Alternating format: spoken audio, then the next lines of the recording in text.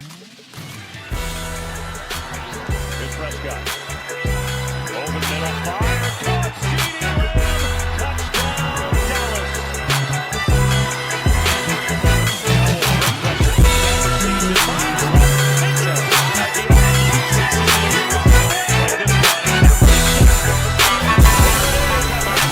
What up, Cowboys Nation? It's your boy Big D over here at Big D Media, talking all things Dallas Cowboys and other NFL news.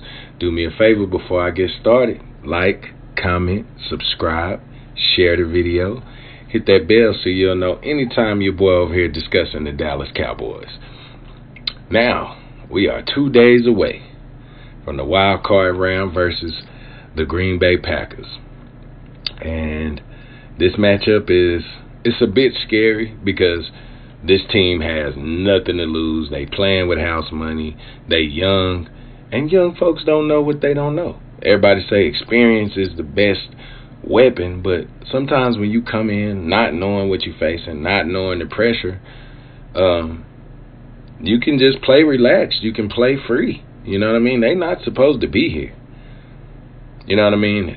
If we'd have barely squeezed into the playoffs, man, Mike McCarthy would be on the hot seat. See, what people don't understand is we can't make moves that's going to keep us down for a couple of years because Cowboys don't get that grace to maybe have to rebuild and try to get back. Now, out of these 28 years that we haven't made it to an NFC championship or a Super Bowl, how many teams do you feel were really worthy of it? How many teams do you feel were really good enough? Because 2020, we had the worst defense in the league. So there's no way you go into the Super Bowl that year. Yes, there's expectations when it comes to the Cowboys, but they need to be realistic expectations. People feel like because we had Romo, oh, you should go straight to the Super Bowl. No, our defense was never like it is now.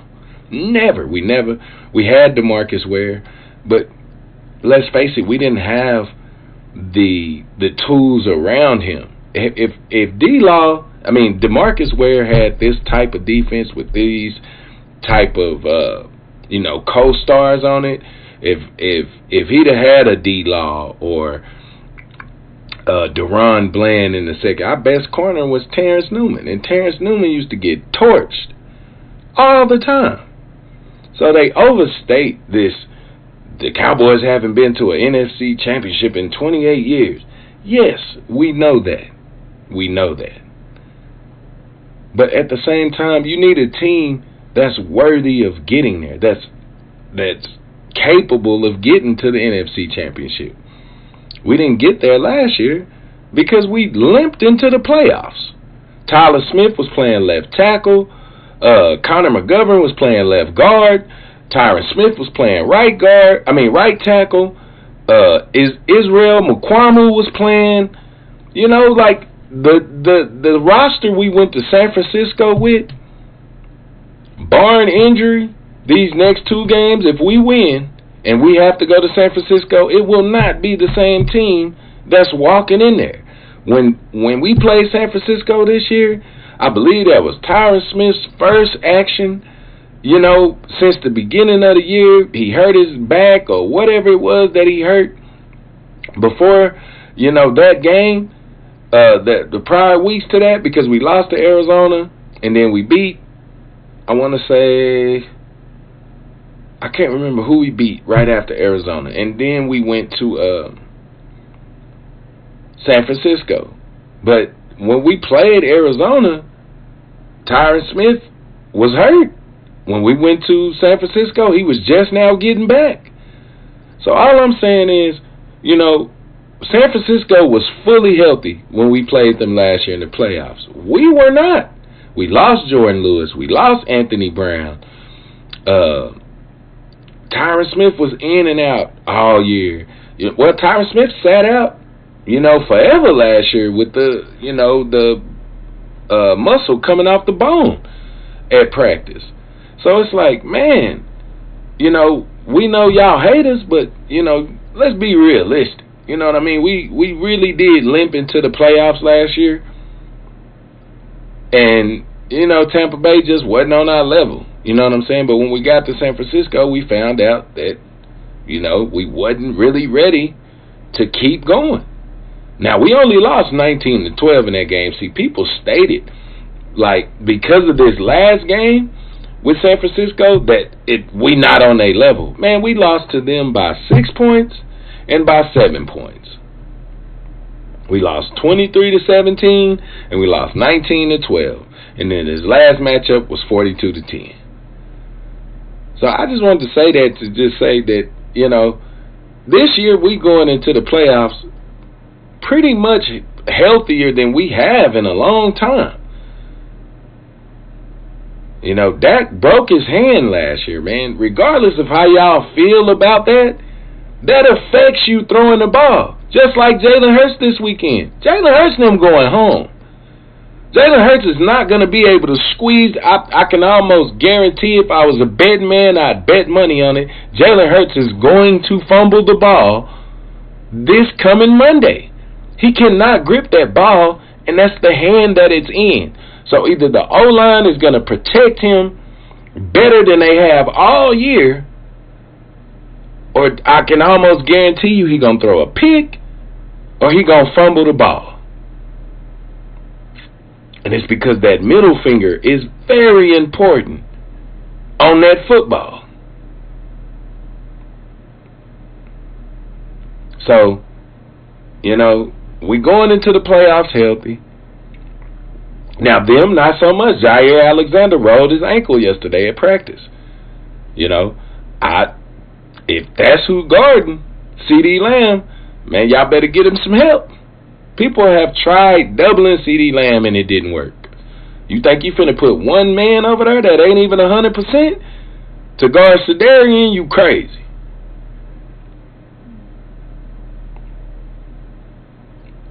Now, this team we playing this Sunday, they young, man. They wet behind the ears. They don't know no better. They ain't even supposed to be here.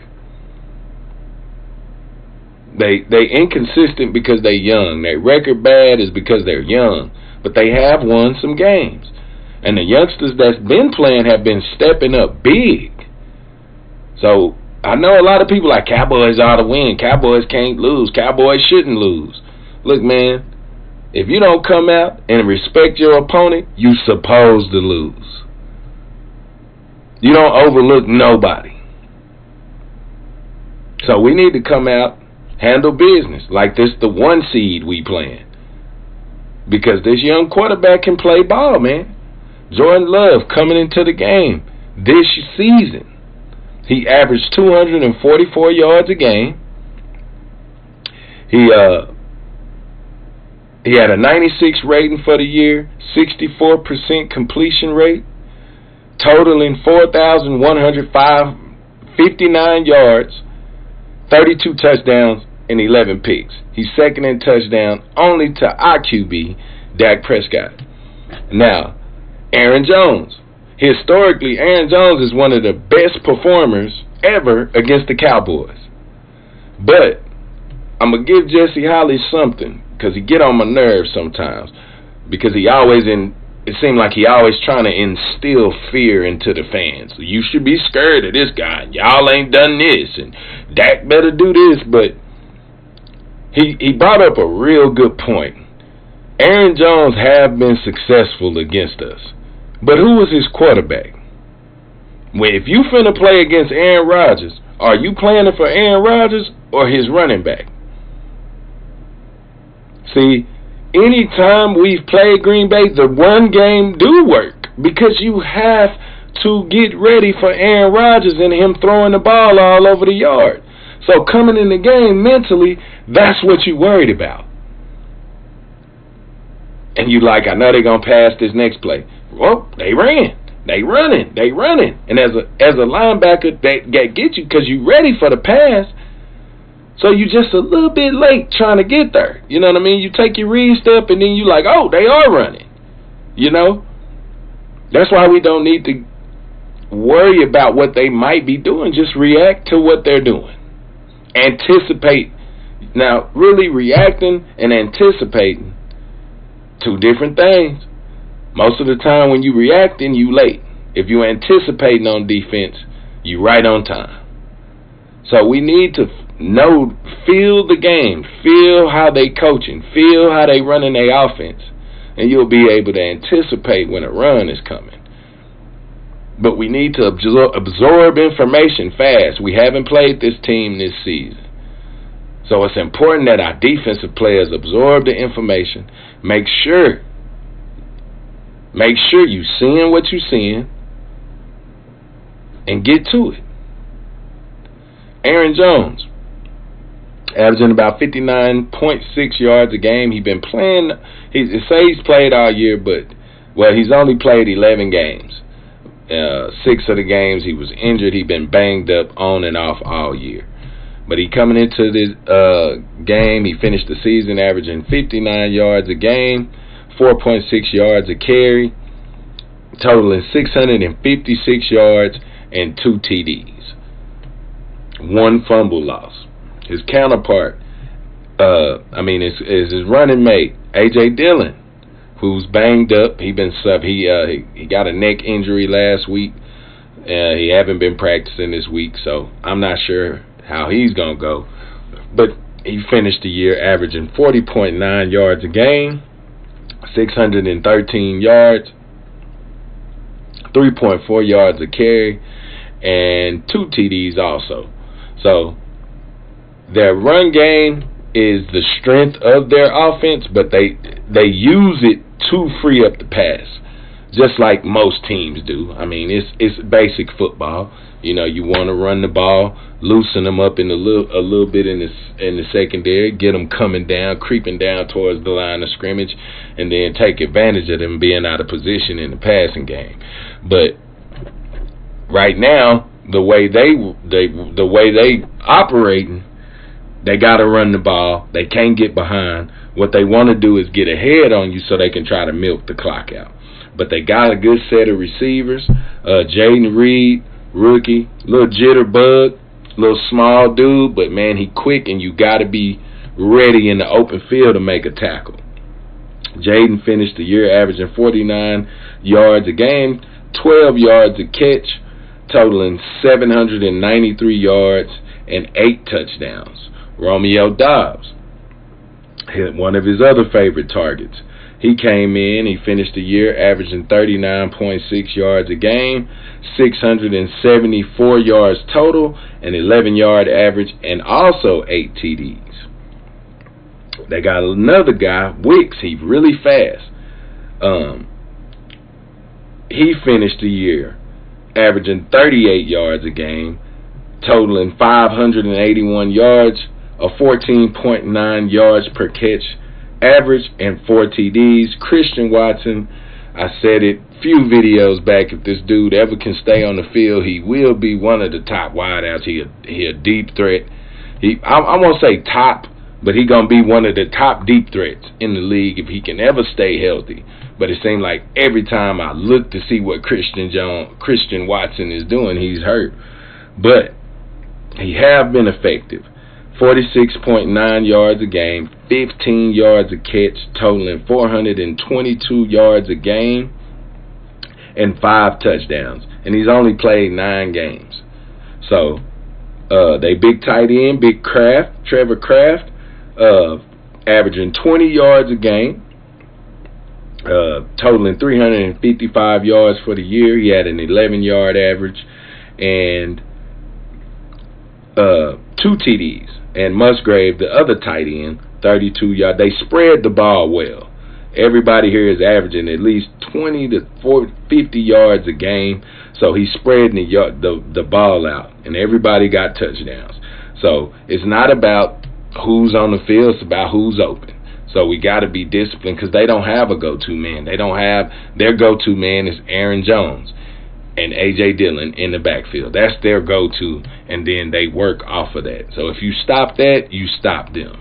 There's no way they're going to beat us if they can't run the ball. And Luke Musgrave, averaging 32 yards a game, totaling 352 yards for a 10-yard average, and he only had 1 TD on the year.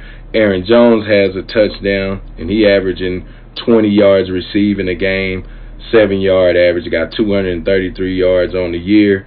A.J. Dillon, 14 yards a game receiving, 10-yard average totaling 223 yards on the year for no touchdowns. So our defense got to come in locked in with our average pressure time. This was a next gen stat, is about 2.4 seconds. And Jordan Love's average throwing time comfortably with him sitting in the pocket is 2.7. So one thing Jordan Love does not do well with is when you speed him up. He doesn't like to be rushed. Most quarterbacks don't, but him in particular. Now, you would think he do got a nice arm. He got some weird arm angles sometime. I was watching some film yesterday. He was actually getting sacked, falling away from the receivers, running away from him. He was getting sacked and still made a throw, a perfect throw, while he was being sacked.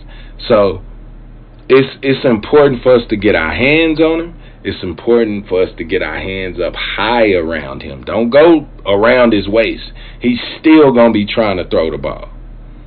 Jordan Love don't do well. Now, he do well against the blitz, which most quarterbacks do. If they can catch you slipping, most of them going to shred you if they know where the blitz coming from. So, with Jordan Love, we're going to have to make sure we getting to him and keeping him in the pocket, making him have to decide. He loved fading back and throwing off his back leg. He loved to do that. But his ball kind of floats. It stays in the air. Now, he do throw some zingers, but for the most part, he throw these floating balls that with our defense, you don't really want to do that. You want to be accurate and you want to get the ball from point A to point B as fast as possible, because we got some opportunistic DBs. You don't want to play with Bland too much. You don't want to play in the middle of the field with Hook too much. And you sure don't want to mess with Gilly too much. Now, Gilly a little hampered. He going to be wearing a shoulder harness this week. It used to be very constricting, but they figured out ways. And, just through medical science and things like that, they have a better harness they use, and he gonna have a good amount of motion. It don't hinder your range of motion like it used to. So Gilly should be fine.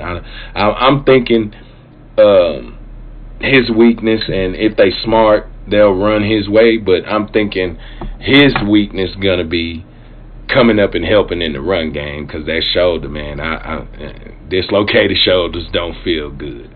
I don't want to tell y'all about all my injuries and make it seem like I've been through, but I have. I played football for a long time, and that dislocated shoulder, man, hey, you can play with it. You can play with it, but sometimes it feels so good, you forget, you hit that gap and bang somebody, and it's like, whew, Lord. But, yeah, man, Gilly, he going to have a rough game, but he say he's played through worse in the past, so we should be fine. We should be fine. I hope it's a little more extra motivation for Micah, considering the players his peers didn't think he was worthy enough to be on the All-Pro list, even though, most players going to fool with players they mess with. Maybe former teammates or teammates they with now, they going to vote for him. But Micah should not be worried about nobody's list. Everybody see you, fam. And when it come down to it, we know if you ain't one, you definitely two. You know what I'm saying? In the league.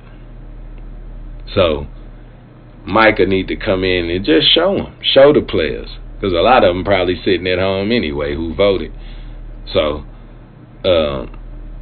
Micah, don't worry about that. Young lion, just come out and hunt your prey down. Come out and hunt your prey down. We know what you're doing. We see it, but everybody don't watch the Cowboys every single play. So when we see that as Cowboy fans, we like, what? What's wrong with you? But players don't watch football. They playing football while football is on. The only information they got is watching highlights and stats on a paper, just like we do. Now, they get the scouting report, and they get a little bit more detailed version of what this player is good at and what he's not. But for the most part, They just know Mike will be getting to the quarterback, and he fast. So we don't need to worry about nobody's list. All we trying to do is make it to the divisional round and beyond. But we got to handle the wild card round before we can start thinking about the divisional round. So we can't overlook Green Bay. We can't overlook the fact that they did win 7 out of their last 10 games. In those 10 games, Jordan Love threw for 18 touchdowns and 1 interception. So, yeah, this is not a walkthrough. This is not going to be an easy game. I don't think this is going to be an easy game. This is not a team that's going to walk in and just let you walk all over them. They youngsters. They proud. Youngsters don't know what they don't know. We know the pressure on us as veterans. They young. They ain't supposed to be here. They playing with their winnings right now. So we need to come out and show them gambling is dangerous. You know what I'm saying? Whether it's house money or not, it can still be lost. So I just want to see our Cowboys defense come out and make things hard on Jordan Love. I don't believe they receivers are going to give us that much trouble. And I believe these last 4 or 5 weeks really got us ready for the playoffs. Really did. We experienced a lot of ups and downs during the last month of the season.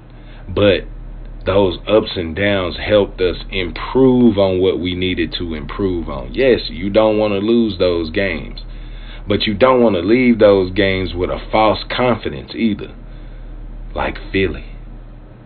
That's why they going through what they going through. See, the hard part of their schedule didn't come till later down the road. Ours was mixed in all around, here and there.